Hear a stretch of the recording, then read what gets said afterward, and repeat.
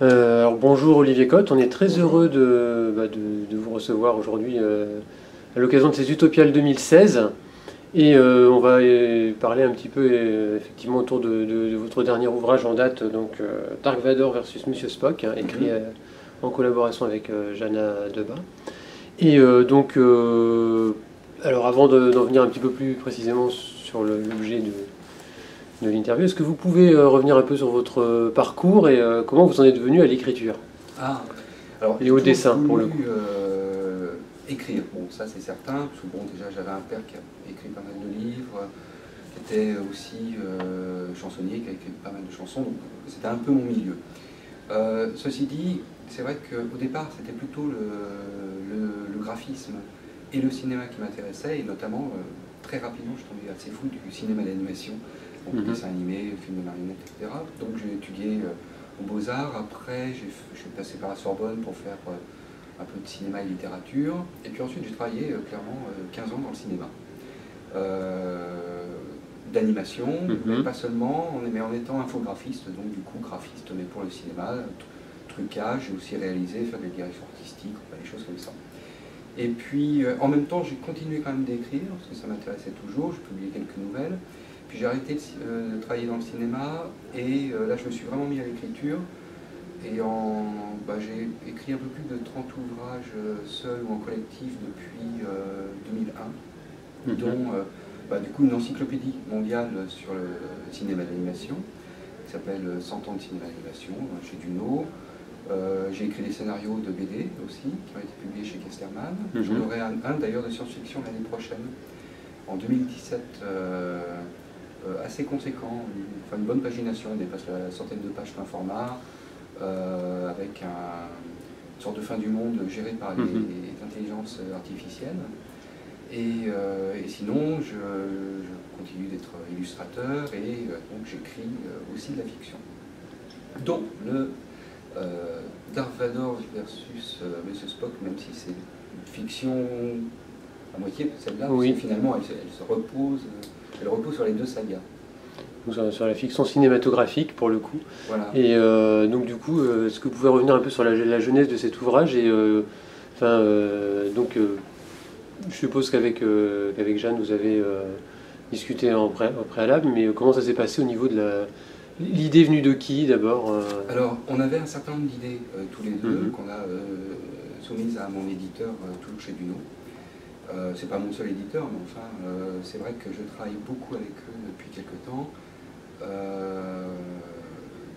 Il y en avait qui étaient intéressantes, mais peut-être pas porteuses commercialement. Il y en a une qui nous plaisait beaucoup, mais alors là, on s'est fait prendre de vitesse par la faucheuse parce qu'on voulait faire un livre sur David Bowie et la science-fiction, mais avec David Bowie. D'accord. Alors, on aurait beaucoup aimé, mais bon. Malheureusement. Voilà. Les aléas de la vie, bon, si on peut dire. Par contre, c'est vrai que l'idée de travailler des courts chapitres, c'est-à-dire en fait une page thématique, pour mettre en relation, en opposition, en tout cas s'amuser à voir les différences et tout ce qui peut en même temps rapprocher deux sagas qui pourtant opposent bien les amateurs, ça nous a chatouillé. Après, on s'est dit qu'on pourrait peut-être l'illustrer, donc du coup il y a une illustration que j'ai réalisée par page thématique. On s'est séparé les textes avec Jeanne. Jeanne en a fait plus parce que bon, comme j'étais aussi beaucoup pris par le dessin et qu'on avait quand même que 2 mois et demi pour tout faire, donc bon voilà, sans une illustration, plus la couve, plus sans un texte, en 2 mois et demi, on a quand même bien travaillé, surtout qu'évidemment à côté on est enseignant, donc on n'est pas 100% à plein temps dessus. Effectivement. Et on a tout de suite, et l'éditeur était d'accord, pris le parti de le faire de manière humoristique. On ne voulait pas que ce soit de type universitaire, c'est pas péjoratif ce que je dis, mais disons qu'il fallait que ce soit quand même quelque chose qui puisse amuser, qui soit de l'ordre du divertissement. Et justement, en fait, il y a un ton humoristique qu'on sent bien. Je suppose que le format très court d'une page pour un thème facilite peut-être aussi ce côté... il y a un côté un peu chute, enfin voilà, ça fait un peu sketch finalement, on a des sortes de petits sketchs qui se développent en même temps. C'est vrai que là, on était quand même très très limité par nombre de signes, je crois, si je me rappelle bien, on avait 1500 signes, espace compris évidemment, par page, donc par chapitre. Au départ, on a joyeusement dépassé ce quota. Et puis bon, après, il a fallu le recouper à l'intérieur. Alors évidemment, ça oblige à être sans pitié pour les mots inutiles. Et dès qu'une phrase n'est pas assez drôle, soit on l'améliore, si on ne peut pas, on la vire. C'est aussi simple que ça. À la fin, par contre, on a mis, disons, notre verdict personnel, mais qui ne correspond absolument pas, par contre, à nos goûts personnels. Il se trouve que parfois, il est évident que sur certains thèmes, une saga va gagner contre l'autre. Mettons par exemple sur l'humanisme, bon, Star Trek gagnera contre Star Wars. Ça va être difficile quand même d'être l'avocat de l'autre.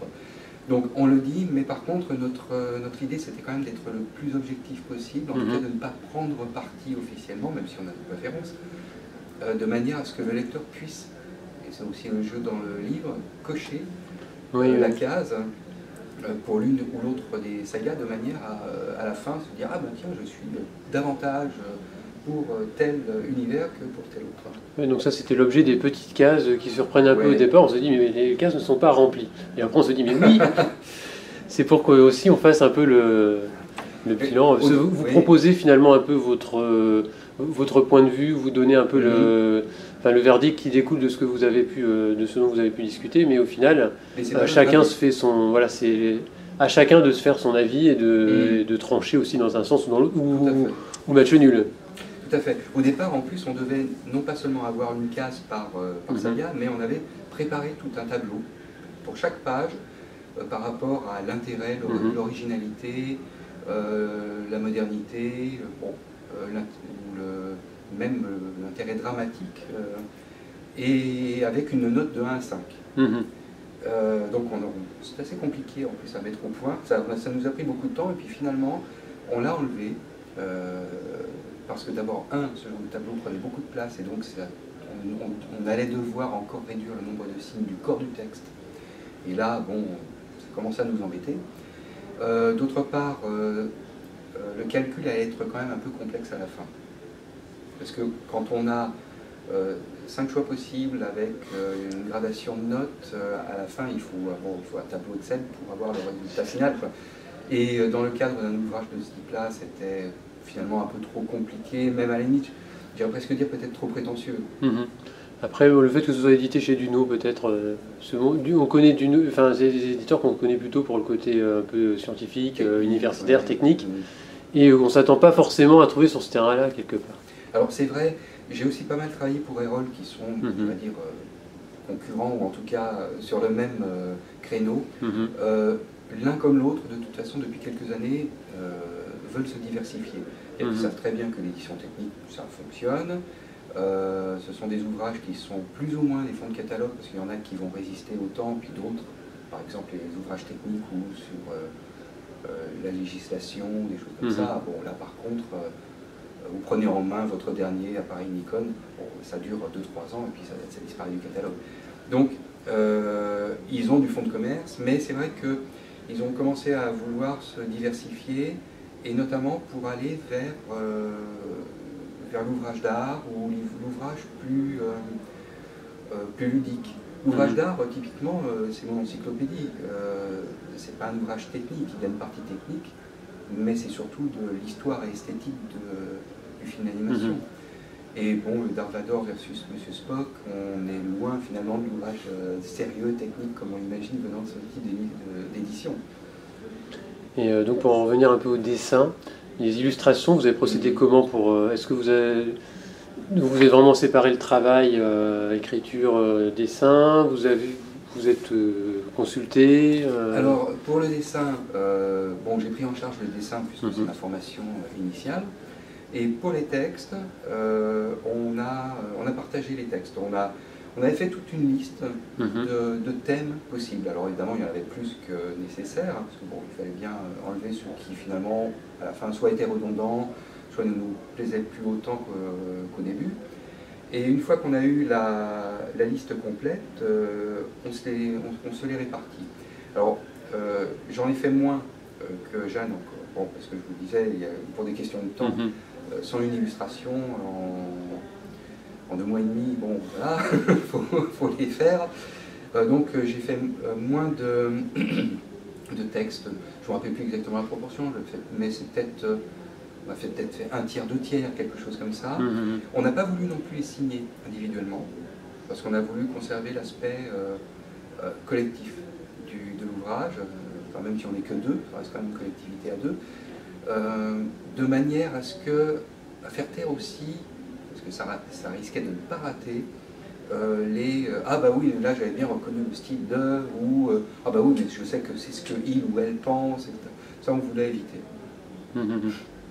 Donc voilà, donc les choix se sont portés de manière un peu... se sont imposés d'eux-mêmes finalement. Oui, c'était assez naturel parce que d'abord, bon, les thèmes, on était tous les deux d'accord sur absolument tous les thèmes. Après, il y en a sur lesquels on est plus ou moins spécialiste. Bon, alors c'est vrai que je vais quand même l'avouer, les thèmes un peu plus techniques, cinéma, je m'en suis chargé. Mais pas tous, histoire de brouiller les cartes. Et puis il y a des thèmes philosophiques qu'on sait partager, mais Jeanne en a peut-être pris plus, probablement de toute façon, puisqu'elle a eu plus de textes à écrire. Enfin voilà, mais en tout cas, parfois ça nous est arrivé vers la fin de changer d'avis, de se dire « oh finalement c'était pour moi, mais je le sens pas, et toi ?» Et puis bon, du coup, on se refilait le bébé. Donc on a un ouvrage qui est assez plaisant du coup, et qui se... Enfin, je pense que les fans de l'une ou l'autre saga, ou des deux, puisqu'il y en a aussi, apprécieront de le lire s'ils ne l'ont pas déjà fait. Et donc, est-ce que vous avez dans l'idée de faire d'autres ouvrages de ce type? Est-ce qu'il y a d'autres idées en... Ça nous plairait bien. Alors, de toute façon, on a d'autres idées d'ouvrages avec des textes courts et de l'illustration, ça c'est sûr. On attend de sortir d'un certain nombre de projets qui sont en cours pour pouvoir le proposer, enfin les proposer, parce qu'il y en a plusieurs. Alors après, du comparatif ludique de ce type-là, pour l'instant on n'en a pas encore, parce que finalement en fait il faut vraiment trouver des univers qui soient à la fois proches, mais j'irais quand même bien dire que tout oppose. Parce que quand même entre Star Trek et Star Wars, de toute façon il suffit de voir comment les fan clubs se fritent joyeusement. On est quand même dans des cas de figure extrêmement opposés, voire franchement conflictuels. Effectivement. C'est peu de le dire. Oui. Et donc au niveau de vos projets alors, personnels par ailleurs, qu'est-ce que vous avez en route qu'on pourra peut-être découvrir bientôt? Alors, là, je viens de découvrir un ouvrage, j'avais carrément oublié que j'avais travaillé dessus. C'est un collectif de science-fiction, d'un colloque de science-fiction interesque, qui vient de sortir. Je l'ai vu aujourd'hui même. Le mois prochain, il y a un autre collectif sur lequel j'avais travaillé, consacré à Sherlock Holmes. Je suis un peu spécialiste, en plus, comme j'avais écrit déjà une bande dessinée, une adaptation qui était l'ultime défi de Sherlock Holmes chez Casterman, d'après le roman de Michael Gilpin chez Rivage. Il y a donc aussi ce colloque qui paraît. J'en ai un autre sur Tim Burton aussi qui va bientôt arriver. J'ai une BD qui est normalement programmée pour juin prochain, donc chez Casterman, la bande BD de un peu plus de 100 pages dont je parlais. J'ai 2 scénarios à écrire pour des dessinateurs de BD aussi. Je viens de terminer une illustration pour un prochain recueil de nouvelles de science-fiction à apparaître l'année prochaine. Et puis, bon, il faut que je mette en route une BD dont je ferai à la fois le scénario et les dessins, puisque finalement, je suis suis scénariste d'un côté pour des dessinateurs et en même temps je dessine pour des bouquins. Pourquoi pas allier les deux, ça semblerait quand même assez logique. Effectivement.